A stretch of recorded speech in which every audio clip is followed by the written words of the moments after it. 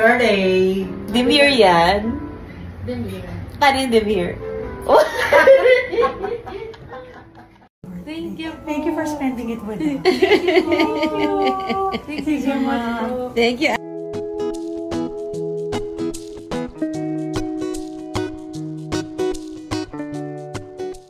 Hello and welcome to Celebrity Home.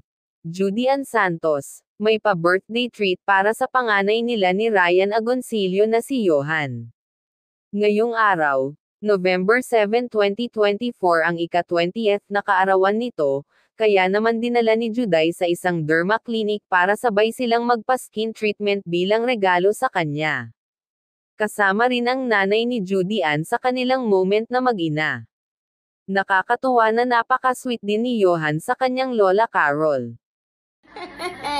Happy Ivy Day kami today because it's Ate's birthday. Pero may pasok pa siya. So,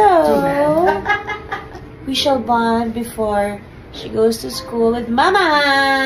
Hi! Wow! Happy birthday! Demir yan? Demir. Paano yung Demir?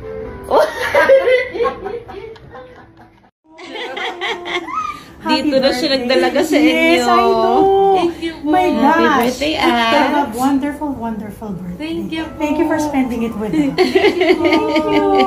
Thank you so much. Thank you, Ate.